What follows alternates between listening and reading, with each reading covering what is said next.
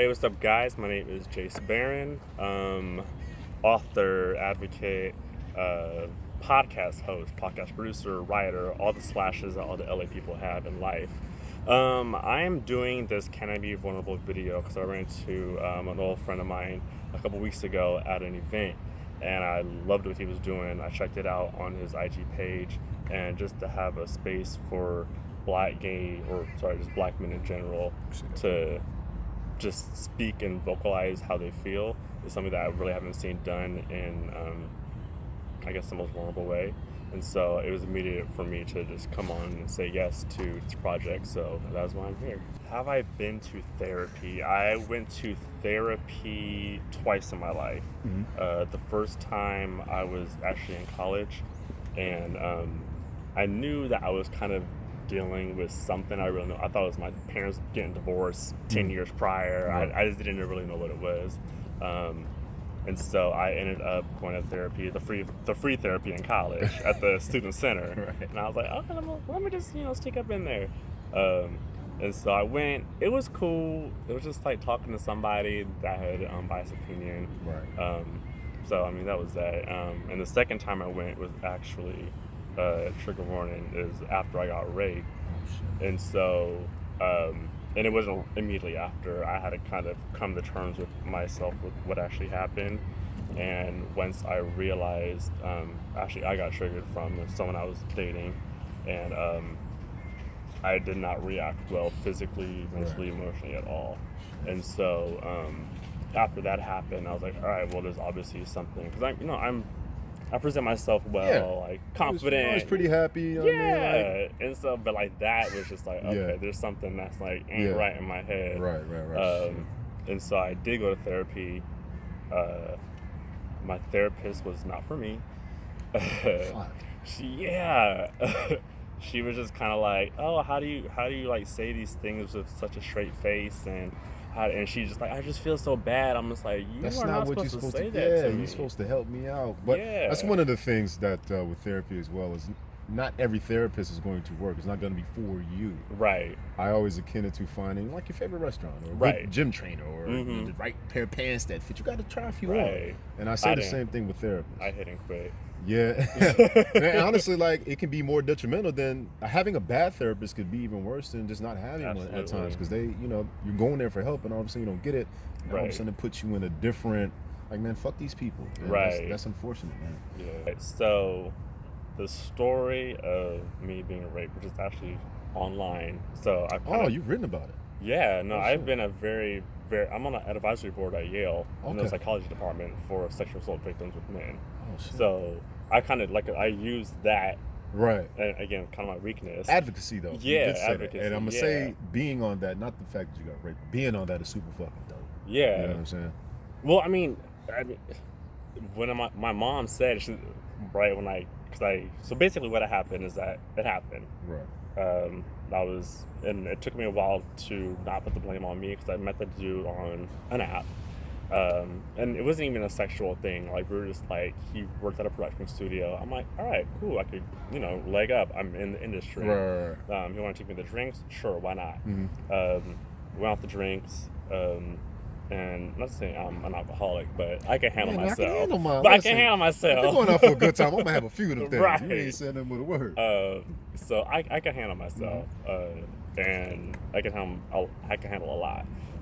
So I think I may have had like 3 well drinks, and I've had 10 well drinks and been fine. But that night, I was drugged and woke up in the middle of the act. Oh, fuck. And I was just I remember like laying on my stomach, and I knew where I was. Like, I went to his house before. Right. And I was just like so like weak where I couldn't even like physically fight him off. So I was able to kind of like nudge and kind of like to know that like, yo, like, I'm not okay with this. And so he backed off, and then I passed back out. So I don't know what happened after that. But the next morning, woke up, my car was parked outside, went to my car, and passed out again. And I was there for I don't even know how many hours. But I remember the parking ticket lady knocking on my door. Like, hey, baby, better move your car. I'm going to give you a ticket. Black woman. They all black women with long nails. They always dare to say, long, they always dare to say nails. the fucking thing, too. They magical, for sure. Yeah. And so I was just like, okay. So I was able to get up, drive home. I was living in Koreatown at the time, and he was in the Valley, and passed out again. And then... The fuck did he give you? I have no idea, but I was not okay. And so I ended up taking a shower, but then carrying on with my life like nothing ever happened. Wow. So I was like, cool. You did say you're good at suppressing shit. Oh yeah. No, I was just like, all right, cool. Right. All right. Hey everybody!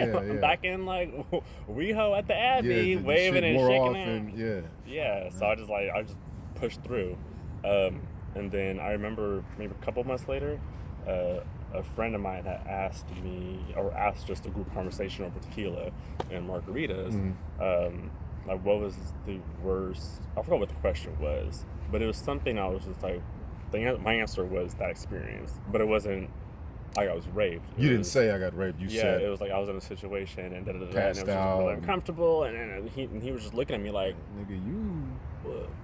Sound like rape. Right. And I was just like, so they flagged it for you. Right. So then after that I was like, oh, okay, well then yeah, maybe that did happen. And so then I ended up getting back with an ex. And before we got back together, I told him what happened. And he was like, are you all right? I'm like, yeah, I'm cool. I'm like, all right, cool. A couple weeks later, fight. Yeah. And he used that against me in the fight. And me being ill-prepared for a blow like that. Right. I was driving my car and like literally almost crashed. Right. And like he was. Were you guys in the car? We were in the car. I was driving my car. He was in the passenger seat. Okay. And he eventually like apologized and stuff like that. Yeah, but that's when I knew. I'm like, oh wait, hold on. And so I remember like just getting home and like freaking out and like me just like pouring out my guts and I'm like crying and I'm just like telling him. He's just like looking at me and he's like, you can go to therapy. And I'm just like, and then walks out the room.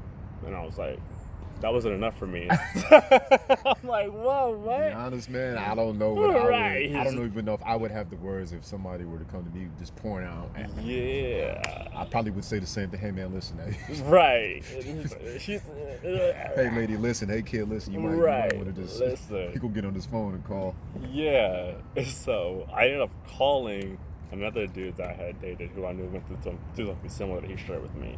And so he was kind of able to like mentally walk me through that process over the phone. Right. I knew that the boy didn't like that going on, but I was like, look, I'm not okay, and I'm acknowledging that, and this is what I need right now for me to not like spiral. Right. So then I'm calling him and then talking about the ledge, and so that's kind of this was probably maybe like a 3 to 4 month gap between what actually happened to actually me acknowledging it. Right. So I immediately signed up for therapy. And we talked about it not being the one. Yeah. And then I never really went back. But then it took another year later where I actually wrote about it on my column called HIV Equal. Right. And I wrote, the title was, I'm a black man and I was raped. Right. And I just told my story. And how was that, though? How was that process? Writing it? Or writing it out and putting it out to the world. How was that? I don't remember. Really? And I've talked about that publicly, too. Like, I don't know if it was just God using me as a vessel. But I remember, like, wanting to do it. Yeah. Writing it out, I don't remember. And I remember knowing that it was going to go viral. And so some things you just fucking know. Yeah. And so I told, and this is like a column I have like every single week, but I knew that this particular article was going to, and so I had told my parents prior to, because I had spoken on a panel too in DC. Right. And so I was like, all right, the next level is to kind of take this to like a online global level. So I told my parents the day before it was released. I had that conversation. It was really difficult. Oh, you hadn't told them yet? No, I didn't tell anybody. Yeah, okay, except for the ex and then the dude you called. Right, and then my friend who clocked me. Right. It's just like, So no one knew. And then I spoke on a panel before in DC, but that was still a very intimate, closed setting. There was maybe like 50 people in the audience. But I knew that this was going to like take off, and so none of my friends knew. And so, you talking about can't be vulnerable, shit. Yeah, I'm like, right. I'm just like, here's my story, but I knew it helped people. Right. But did it help you though? Like, you said you don't remember it because you was probably one of those spaces where it's just like, nah, this is, like you said, this is God's right. There's just somebody writing my story through, like, I the energy through me. You know what I mean? Yeah. Like, I don't know if I was just like so comfortable with talking about it. Right. But after it was released, that's when I was just like, oh shit, because I can't take that back. And I remember and it was Labor Day weekend. Ooh. And I remember, and I had some. Oh God, it was so bad. It was so bad. It was so bad. No. It was it was so bad because I was like, I found out some other shit, and it was.